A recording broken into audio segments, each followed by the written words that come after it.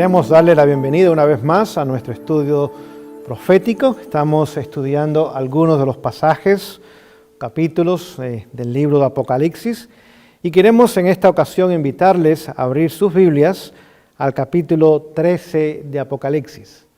Apocalipsis capítulo 13, vamos a comenzar nuestro estudio en el verso 11. Apocalipsis 13, 11, dice así: Después, esta palabra es importante, vi otra bestia que subía de la tierra y tenía 2 cuernos semejantes a los de un cordero, pero hablaba como un dragón. Vamos a regresar al principio del pasaje, pues hay mucha información en este corto versículo. La palabra después significa algo ha tomado lugar y después viene otro evento.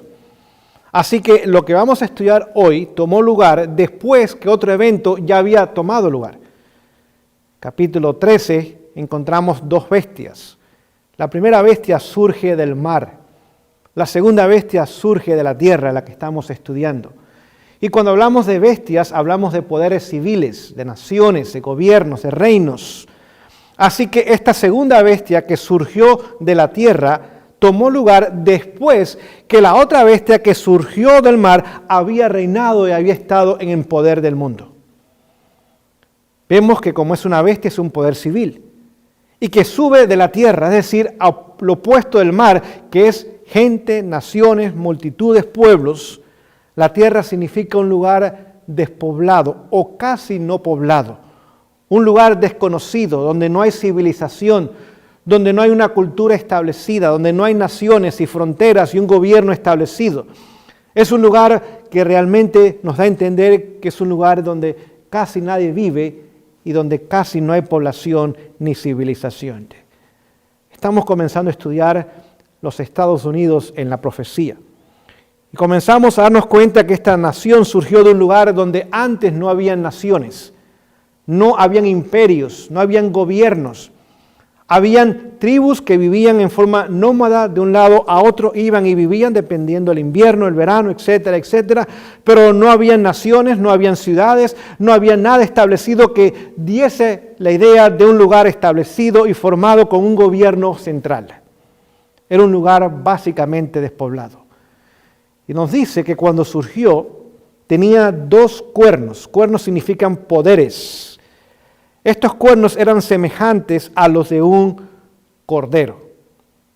Ahora, un cordero significa un corderito. Es decir, el apóstol Juan está mirando los comienzos, los inicios, el nacimiento de la nación. El cordero ya es un animal más grande, es un borrego. Pero el corderito es algo que es recién nacido, que está apenas comenzando a vivir. Así que cuando la nación surgió, cuando la nación nace, tenía características como las de un cordero. ¿A quién representa el cordero en la Biblia? Juan 1:29 nos dice: He aquí el cordero de Dios que quita el pecado del mundo. Es decir, en sus comienzos, en sus orígenes, cuando fue establecida la nación, las características que se notaban en ella, que predominaban en ella, eran características cristianas, de libertad. Libertad de conciencia, libertad de reunión, libertad de publicaciones, libertad en todo el sentido había en la nación. El gobierno dirigía a la nación, pero no controlaba la vida de los ciudadanos. Había libertad completa, porque tenía fundamentos cristianos la nación en sus comienzos. Note estos 2 cuernos. Significan 2 poderes, pero los cuernos no estaban juntos, están separados. Por lo tanto, el poder civil estaba separado del poder religioso. Por primera vez en la historia hay una nación que separa ambos poderes. No destruye uno de los 2 poderes o destruye los 2 poderes. Un poder no controla al otro, ni el otro poder controla al otro poder. Como vimos en la Revolución Francesa, llegó el momento donde el gobierno ahora controló y destruyó la iglesia. Cuando antes de la Revolución Francesa, la iglesia había controlado y dominado el gobierno. Pero cuando esta nación surge, los que la fundan, los padres que ahora establecen la nación con sabiduría, reconocen lo que había pasado en Europa. Y se habían dado cuenta que la unión de iglesia y el Estado siempre había traído persecución a los llamados disidentes, a las minorías. Pero también el gobierno se había corrompido, como la iglesia antes que el gobierno se había corrompido. Porque la unión de iglesia y Estado corrompe ambas instituciones. Y no tan solo las corrompe, sino que ahora trae un sistema de control autoritario, tiránico sobre los ciudadanos. Ahora vive de ellos, los exprime, los explota. Y dijeron, no, queremos experimentar algo nuevo. Vamos a separar ambas instituciones. Ambas instituciones deben de existir.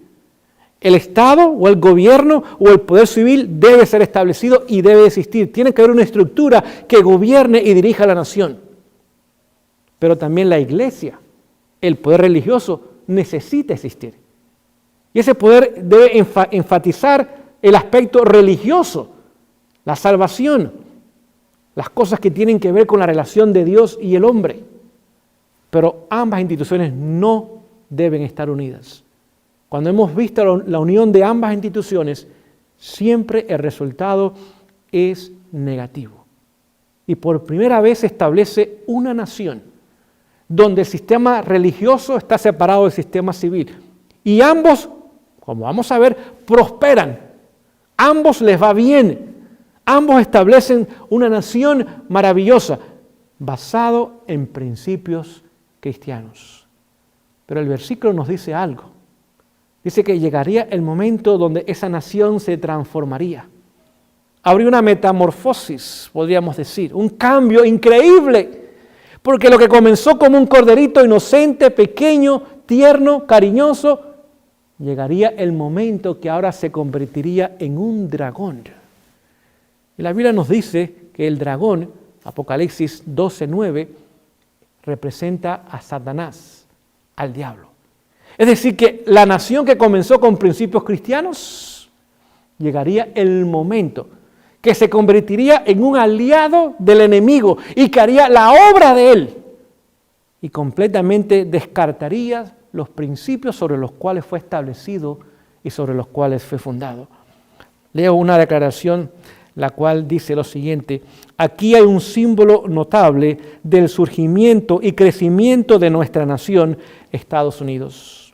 Y los cuernos semejantes a los del Cordero, emblemas de inocencia y mansedumbre, representan bien el carácter de nuestro gobierno, como se expresa en sus dos principios fundamentales: republicanismo y protestantismo. ¿Sí? Lo que hizo que esta nación prosperara, creciese, eran que estos dos principios, republicanismo en su forma de gobierno y protestantismo en su forma de iglesia. ¿Qué representa el republicanismo? Tenemos que entender que hay 5 formas de gobierno en el mundo. Republicanismo es la mejor. Hoy día ya no quedan repúblicas en el mundo, tristemente. El republicanismo es el gobierno donde la ley se aplica por igual a todos, desde el presidente o primer ministro hasta el ciudadano que acaba de nacer. Es el gobierno de la ley, es el gobierno regido por una constitución equitativa y justa, donde se aplica a todos por igual.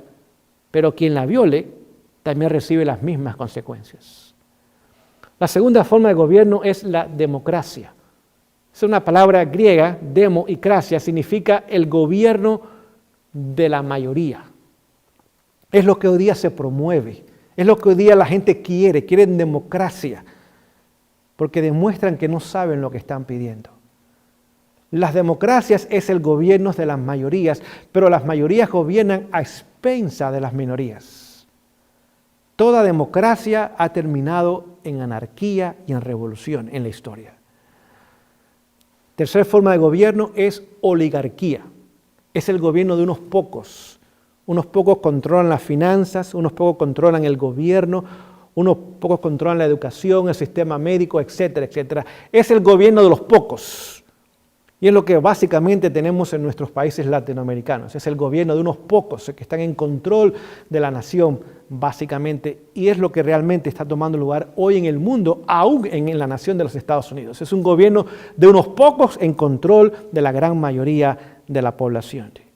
La cuarta forma de gobierno es la monarquía. Es el gobierno de una persona, cuando un rey gobernaba.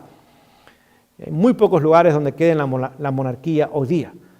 Y esos gobiernos usualmente también terminan en crisis. Y la quinta forma de gobierno es la anarquía, donde no hay gobierno. Cada uno hace como mejor desea hacer. No hay restricciones, no hay orden, no hay ley. Es simplemente un caos. Es lo que da lugar a las revoluciones, a las guerras civiles, donde las naciones ahora simplemente son completamente destruidas. Lo vimos durante el estudio de la Revolución Francesa. La nación terminó en caos, en ruina y en decadencia completa y total. Son las 5 formas de gobierno. Así que el sistema correcto de gobierno es el sistema republicano.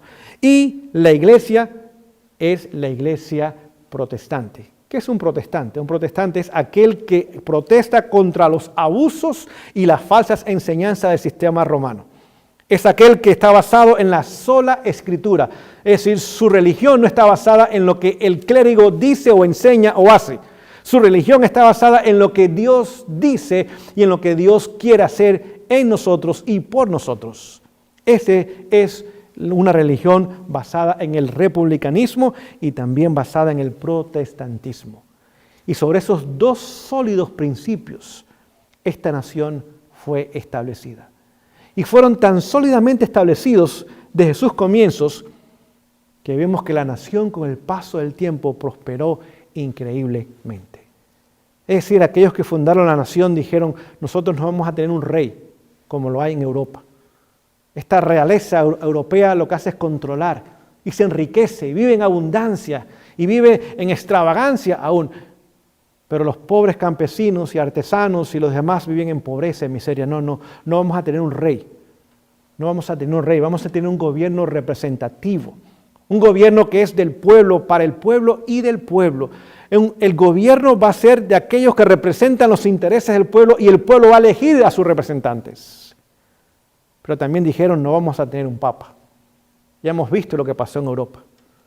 El papa y el rey se unen y a ellos les va muy bien. Ellos gobiernan, ellos mandan, ellos adquieren los medios, tienen las mejores tierras, tienen lo mejor de lo mejor. Y el resto del pueblo ahora vive en pobreza, en miseria, tienen que ser sumisos y simplemente no queremos ni un papa ni queremos un rey. Vamos a crear un gobierno representativo basado en los principios del republicanismo y basado en una iglesia que como sus principios es el protestantismo, sola escritura. Y de esa forma esta nación fue establecida. Es más, el Señor le bendijo ricamente.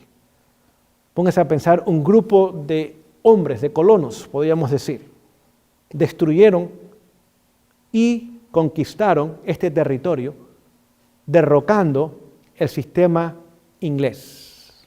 Es decir, Inglaterra en aquel entonces era el país más próspero del mundo, con el mejor ejército, el más grande de los ejércitos que había y el mejor entrenado y capacitado.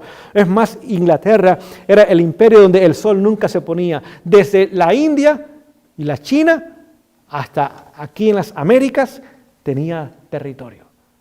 Pero un grupo de colonos norteamericanos, 3% de la población nada más, pudo derrotar el imperio de aquellos días. Y no una vez, 35 años más tarde, en el año 1812, otra vez derrota las tropas inglesas.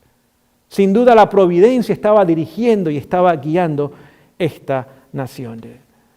Les leo otra declaración inspirada, lo cual dice lo siguiente: Estados Unidos es un país que ha estado bajo el escudo especial del Omnipotente. Es decir, Dios lo levantó con un objetivo. Vamos a ver cuál es. Y nos damos cuenta que ahora Dios puso su protección sobre la nación.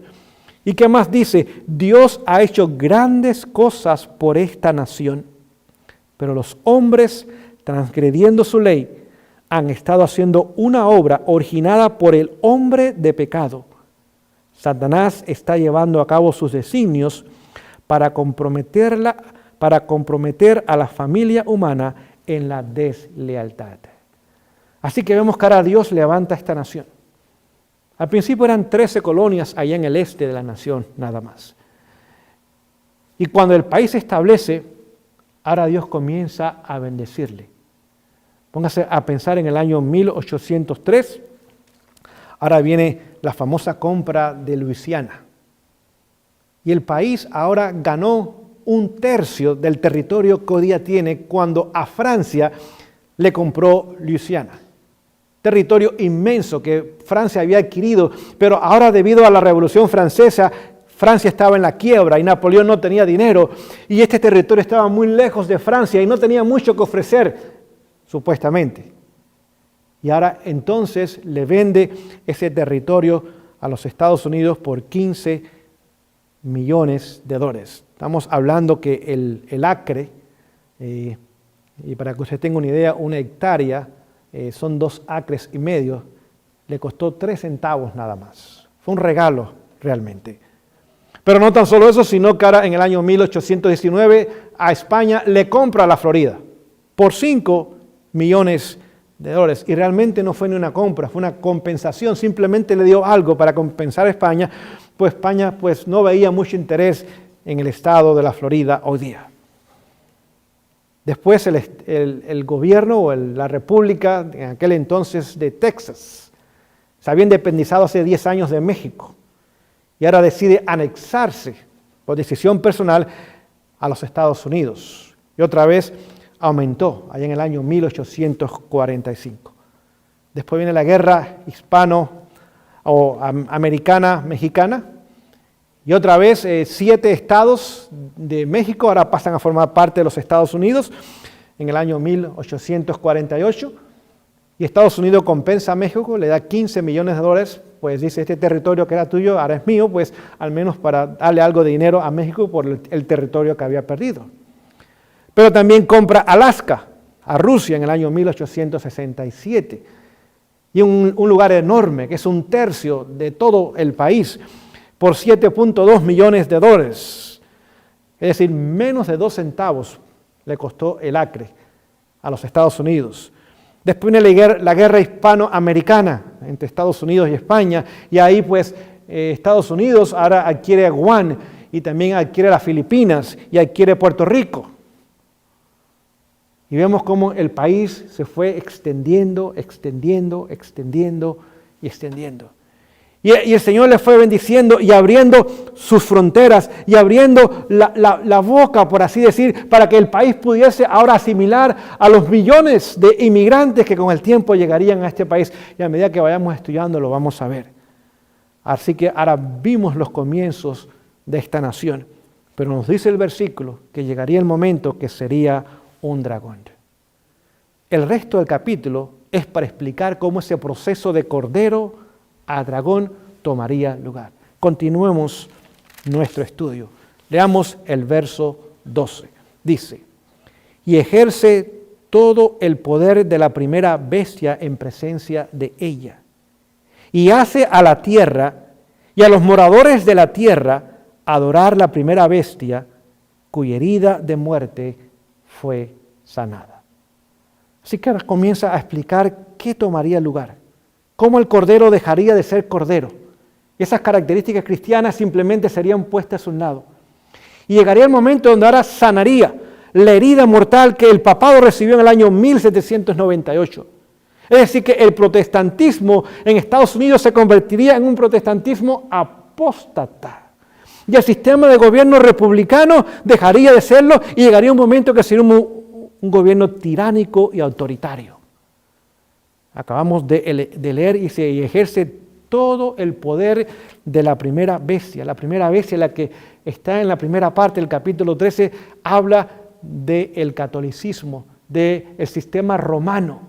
Ese poder de control y autoritario, ese poder donde no hay libertad de conciencia, ni hay libertad de expresión, ni hay libertad de nada. Llegaría el momento que esta nación asumiría esas mismas características, pues tendría el poder todo el poder de la primera bestia en presencia de ella, enfrente de ella. Es decir, sería una imagen idéntica de ese poder papal, se reflejaría idénticamente eventualmente en los Estados Unidos de Norteamérica.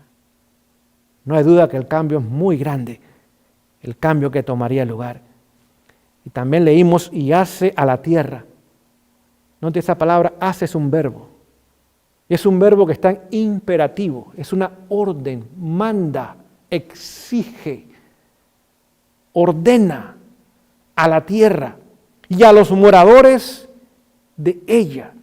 Es decir, que esta nación llegaría al momento que tendría el poder militar, el poder económico y el poder tecnológico para poder gobernar el mundo entero y poder obligar y exigir y mandar que todos los moradores de la tierra, en todos los continentes, harían algo. ¿Y qué harían? Adoren, reconozcan la primera bestia, el papado, cuya herida el protestantismo apóstata de los Estados Unidos llegaría a sanar.